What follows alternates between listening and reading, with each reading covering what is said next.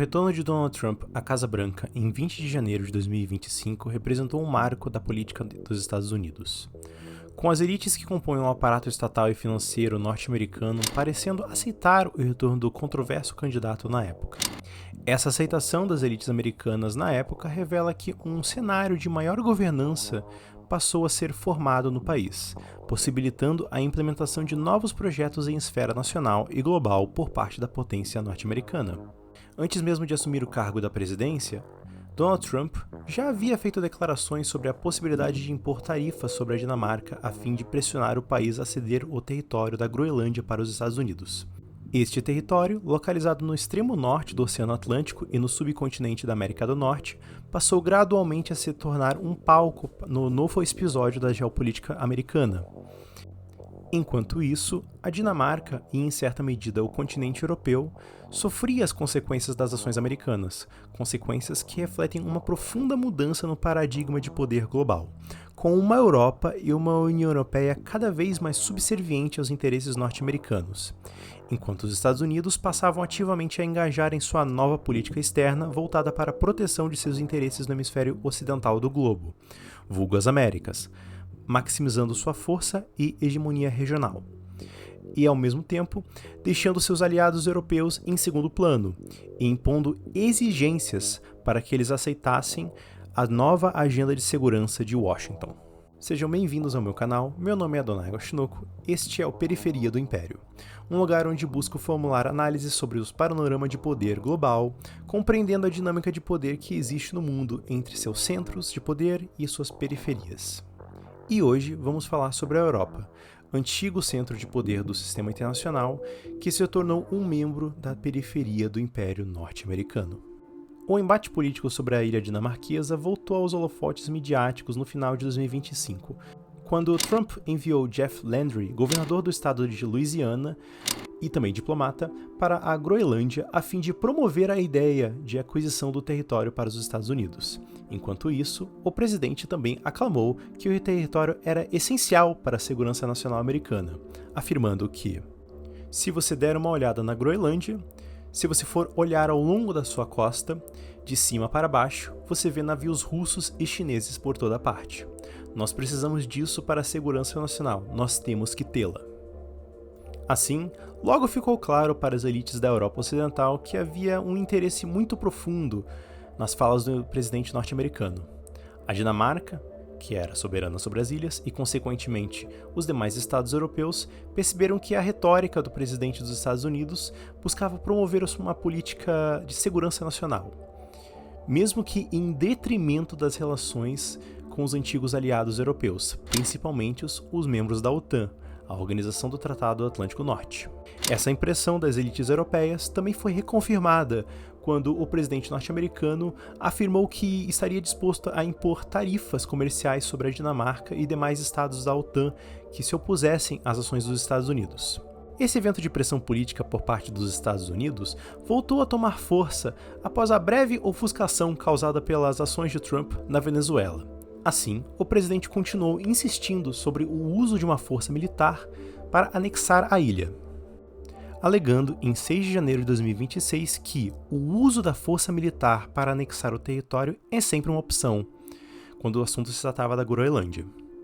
Essa pressão política parece ter surtido algum efeito. Em 21 de janeiro de 2026, durante a 56ª reunião do Fórum Econômico Mundial, no qual o presidente Trump afirmou que não iria impor mais tarifas comerciais sobre a Dinamarca e demais países europeus, uma vez que um novo tipo de acordo estava sendo formulado entre o seu país e o secretário-geral da OTAN. Revelou-se, então, que os interesses de Trump se pautavam principalmente na formação de um acordo de segurança novo, o famoso Golden Dome, veio aos holofotes internacionais promovidos pelo presidente americano Donald Trump. Domo esse que visava principalmente garantir a proteção do território dos Estados Unidos perante a penetração de algum míssil balístico de origem russa, país que também ocupa a região do Ártico. Região essa que os Estados Unidos também ocupam e vai ter extrema importância para o futuro do comércio global. A formulação deste rápido acordo e a aceitação do governo dinamarquês em negociar com o governo de Trump, mesmo diante de suas pressões, revela ser mais um elemento que enfatiza essa nova fase da conjuntura global. a Europa e seus grupos políticos, como a União Europeia, passa a ser colocada amplamente em posição de periferia do sistema internacional. E aqui é necessário compreender como esse longo processo veio acontecer. E como a crise política sobre a Groenlândia é apenas mais um dos elementos que caracteriza o surgimento dessa nova periferia global. O surgimento do centro europeu é inegavelmente um grande marco na história do Ocidente e, em certa medida, da humanidade. A expansão dos impérios europeus, principalmente alavancada pelo processo de colonização das Américas no século XV e XVI, e o gradual surgimento de uma economia financiarizada e mercantil, criaram as bases para um avanço econômico sem precedentes. Países como Holanda, Portugal e Espanha, e principalmente o Império Britânico, foram o estopim para esse avanço absurdo na economia global e na produção de capital. Essa expansão econômica, pautada em uma economia mercantil e comercial, foi também a base que permitiu a emergência de um outro fenômeno crucial: a Revolução Industrial. Ocorrida inicialmente no século XVIII e teve seu ápice no decorrer do século XIX,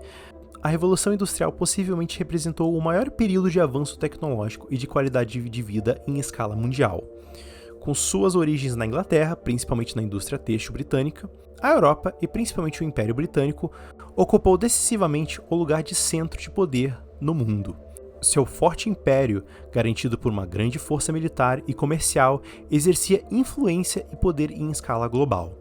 envolvendo-se até mesmo na formação das economias dos países latino-americanos recém-independentes no surgir do século XIX,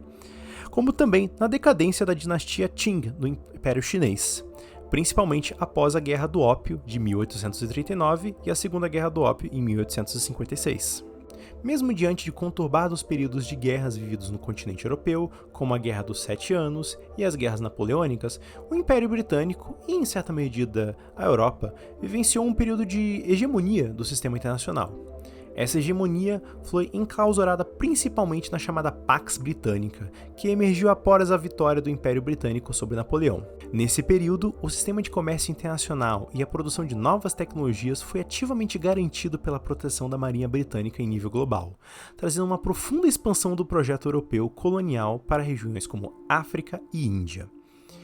Esse processo, mesmo ocorrido de forma muito violenta, gerou um profundo aumento de riqueza na humanidade. Riqueza essa gerida por uma matriz predominantemente industrial e de alta escala. E foi acompanhado de um importante marco que rege a visão moral e ética vigente em nossa atual época: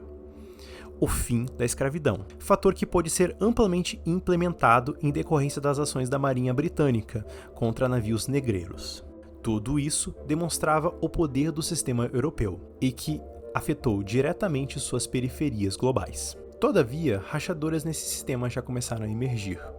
A independência e a ascensão dos Estados Unidos no continente americano, principalmente no decorrer do século XVIII e XIX, foi um dos elementos base para o surgimento dessas rachaduras. A imposição da chamada Doutrina Monroe por parte dos Estados Unidos em 1823 representou o início do surgimento de uma esfera de influência e poder dos Estados Unidos, que visava ativamente a excluir a atuação dos europeus no continente americano. Enquanto isso, em meados do século XX,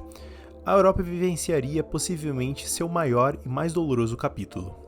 Com o avanço do Império Alemão e uma França reemergente, e uma Rússia enfraquecida durante o domínio de Nicolau II, tudo isso ocorrendo em meio ao surgimento das ideologias nacionalistas e de classes europeias, fez com que o continente europeu vivenciasse sua maior dolorosa guerra.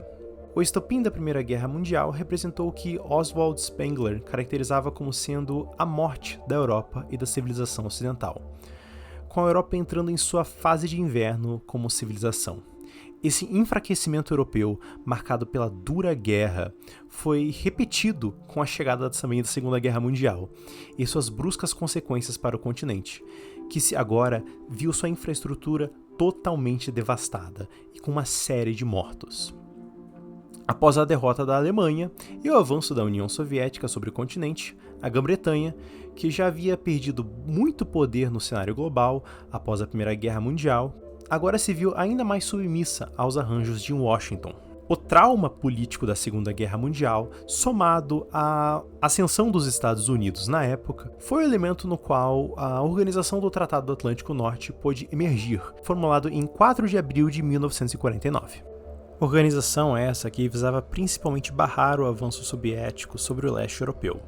e que, ao mesmo tempo, também foi acompanhado pelo surgimento de demais instituições internacionais, vulgo o Banco Mundial, FMI e, é claro, a Organização das Nações Unidas. Órgãos esses que tiveram uma ativa participação dos Estados Unidos na sua formação e foram fundamentais para a expansão global do poder norte-americano, deixando assim a Europa cada vez mais às margens de seu sistema. Elemento que também foi acompanhado com o uso do dólar, moeda norte-americana, como sendo a principal moeda para o uso no comércio internacional, suplantando assim o lugar da antiga Libra, moeda britânica. Assim, a Europa, que passava ativamente a buscar a sua reconstrução após a vasta destruição causada por 2 guerras mundiais, passou ativamente a engajar em uma política de alinhamento com os interesses dos Estados Unidos, concordando com a política norte-americana de barrar os avanços soviéticos na região, ao mesmo tempo em que os Estados Unidos lhe garantiriam certa proteção militar e iriam lhe prover assistência econômica por meio do Plano Marshall. O chamado Plano Marshall dos Estados Unidos, que providenciou mais de 13 bilhões de dólares na época, o equivalente a 150 bilhões de dólares atualmente, para a reconstrução da Europa, foi essencial para a garantia de uma reconstrução de boa parte do parque industrial e das estruturas políticas de países como Alemanha, Inglaterra e França. Embora essa reconstrução tenha sido bem gerenciada pelas elites europeias, obviamente que certo acordo com os Estados Unidos não veio de graça, que, como já falado, havia se subordinado às políticas de segurança dos Estados Unidos da América, em troca, claro, de sua proteção frente à ameaça soviética,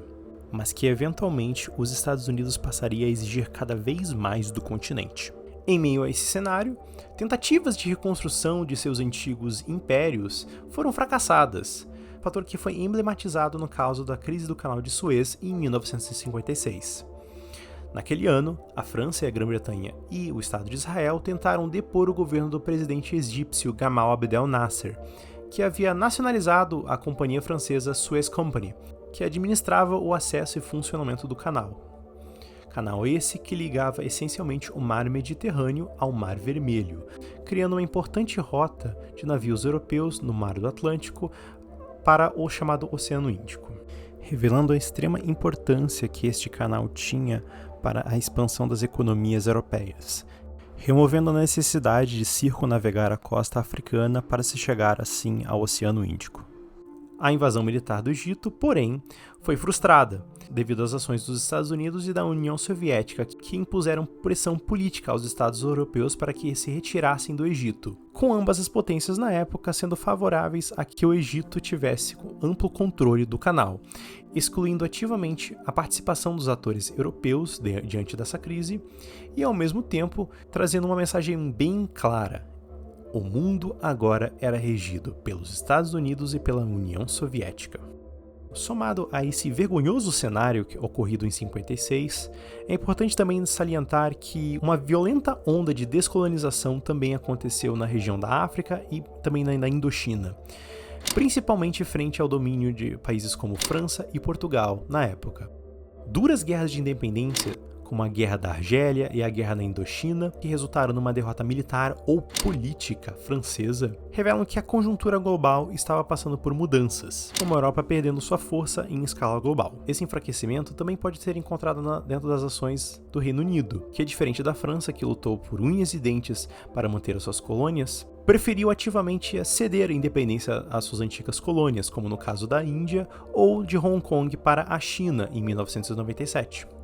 Assim, pode-se dizer que o século XX foi um século caracterizado pela perda de poder dos Estados europeus na ordem global.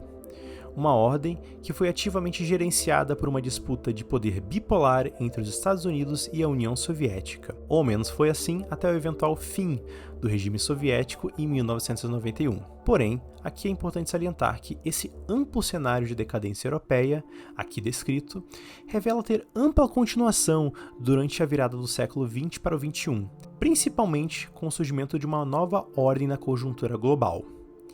a Ordem Unipolar dos Estados Unidos da América. Essa nova ordem na conjuntura global passou gradualmente a emblematizar as relações desiguais de poder entre Washington e a Europa, Mesmo com a formação de órgãos como a União Europeia em 1993, ou a formação da Zona do Euro em 1999, que visava não só uma maior centralização de administração europeia, mas também o fortalecimento das economias e financiarização da Europa, tudo isso não impediu com que os interesses de segurança dos Estados Unidos ganhassem força em relação aos interesses europeus, que passaram ativamente a ter de incluir os interesses de Washington para dentro de suas agendas de segurança. Esses elementos da agenda de segurança norte-americana podem ser encontrados no caso da expansão da OTAN, no qual o órgão de defesa foi ativamente expandido, envolvendo países que pertenciam à antiga zona de influência russo-soviética, como foi o caso da Polônia, Estônia e Lituânia. Ademais, a aliança e subserviência dos países europeus a acatarem com a agenda de Washington, principalmente no Oriente Médio, vulgo a ocupação do Afeganistão e a operação militar no Iraque, representou que muitos desses estados estavam ativamente dispostos a seguir os interesses de Washington na esfera global, à medida em que contavam também com certos benefícios com essa aproximação com os Estados Unidos, pautada principalmente na garantia de segurança de seu território, pautada principalmente na OTAN, e na reconstrução de suas economias que agora se encontravam relativamente fortes em cenário global. Todavia, essa ordem mudou, com a chegada de Donald Trump à Casa Branca revelando ser um problema para a ordem europeia vigente, com os Estados Unidos buscando ativamente se afastar de certas regiões em esfera global, buscando principalmente frear os interesses do seu novo rival geopolítico, a China, e ao mesmo tempo garantir a proteção do hemisfério ocidental global. Os Estados Unidos passa, assim, a abandonar a Europa em certa medida. Europa essa que se encontrou diante de um conflito com a Rússia no cenário da Ucrânia. Conflito esse que tem forte ligação e origem devido aos avanços políticos promovidos tanto por Washington quanto pelas elites europeias em Bruxelas para as zonas tradicionalmente de influência russa no leste europeu, com as elites tanto de Washington e da Europa buscando ativamente a incorporar a Ucrânia, tanto na União Europeia quanto na OTAN, elemento que é visto como inaceitável pelo regime russo e de extrema importância para a sobrevivência de seu Estado, fator que foi crucial para o alavancar do conflito. Assim, o cenário em que as elites de Bruxelas e de Londres se encontram revela ser complexo. O continente europeu enfrenta diversos problemas, vulgo a crise de imigração e de refugiados do Oriente Médio e da África para o continente, a sua crise energética, principalmente vigente na Alemanha, e a crise de natalidade, elemento esse que não afeta somente o continente europeu, mas sim quase todo o globo. E com tudo isso ocorrendo em meio a um cenário no qual Trump passa a exigir mais ação por parte da Europa para financiar e prover apoio à Ucrânia de Zelensky frente à Rússia, essencialmente jogando a responsabilidade do conflito para os europeus. Fator que também é acompanhado de exigências do presidente norte-americano, como é pautado no caso da Groenlândia. E, ao mesmo tempo, as elites de Londres e Bruxelas se veem forçadas a ter de enfrentar uma Rússia de Putin, que está amplamente disposta a garantir a continuidade do conflito russo-ucraniano a fim de proteger seus interesses de Estado. Com isso, é notório que o caso da crise política que emergiu diante da questão da Groenlândia revela ser somente um dos mais capítulos do declínio europeu. Mesmo sendo um centro de poder econômico global, a Europa passa a ser ofuscada pelas ações dos Estados Unidos e pela dependência que suas elites formaram perante a proteção norte-americana. Todavia, as exigências de Washington trazem certos questionamentos sobre essa proteção, que agora faz com que a Europa tenha de refletir profundamente em sua posição como periferia global. Deve ela buscar mais autonomia e independência frente às ações da Rússia e dos Estados Unidos? Ou ainda é benéfico a ela se submeter à agenda de segurança de Washington? Muito obrigado por assistirem mais um vídeo do meu canal. Novamente, meu nome é Adonai Gostinoko e este é o Periferia do Império, um lugar onde eu busco formular análises sobre o panorama de poder global, compreendendo o mundo entre seus centros de poder e suas periferias globais. Periferias essas que nem sempre são amigas uma das outras.